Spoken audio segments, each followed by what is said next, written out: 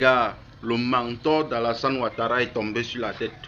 Le président Macron est tombé sur la tête. Est-ce que vous avez suivi ce discours paternaliste? Le gars se permet, en toute liberté, de dire que les Africains ont oublié de dire merci.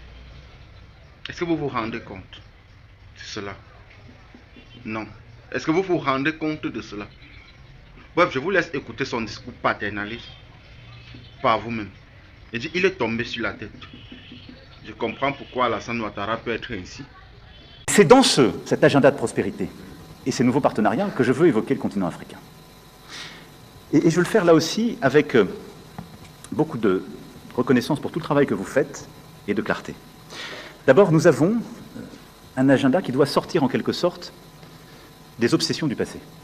J'ai fait le maximum des efforts et je continuerai de le faire pour regarder des questions historiques, culturelles et mémorielles. Je crois que nous l'avons fait avec beaucoup de sincérité ces dernières années et du travail inédit qui a été fait sur l'Algérie avec la commission Stora, en passant par le discours qui a été donné en moment par le ministre à Tiaroy pour le Sénégal, à la politique de restitution des œuvres d'art, conformément à l'agenda de Ouagadougou que j'avais évoqué.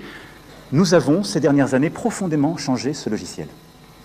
C'est-à-dire que la France regarde son passé dans sa complétude, elle a nommé les choses et elle cherche à avoir une approche scientifique, historiographique, à la fois décomplexée et dépassionnée, et nous le ferons encore avec le Cameroun, avec le comité d'historiens que nous avons installé. Et j'assume totalement cette politique, elle est bonne.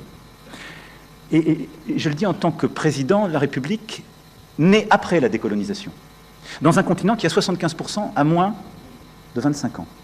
Le dialogue avec l'Afrique ne peut pas être l'otage d'un panafricanisme de bonne aloi contemporain qui utilise en quelque sorte un discours post-colonial, en ayant d'ailleurs des soutiens de revers qui sont les impérialistes d'aujourd'hui. Et donc cette espèce de combination de faux intellectuels manipulant les réseaux sociaux, utilisant le désarroi d'une jeunesse et les intérêts de la Russie ou d'autres en Afrique, soyons lucides, mais n'y cédons pas. Et donc dans ce contexte-là, non, la France n'est pas en recul en Afrique, elle est simplement lucide, elle se réorganise. Je dis ça parce que quand je lis une bonne partie de notre presse et beaucoup de commentaires, les gens, regardant avec les lunettes d'hier, disent c'est terrible, l'Afrique, on est en train de disparaître. Non, on a choisi de bouger en Afrique. On a choisi de bouger parce qu'il fallait bouger.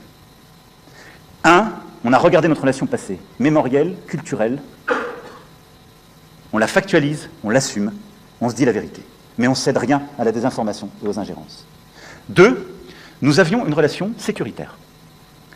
Elle était de deux natures en vérité. Il y a une partie, c'était notre engagement contre le terrorisme depuis 2013. On avait raison. Je crois qu'on a oublié de nous dire merci. C'est pas grave, ça viendra avec le temps.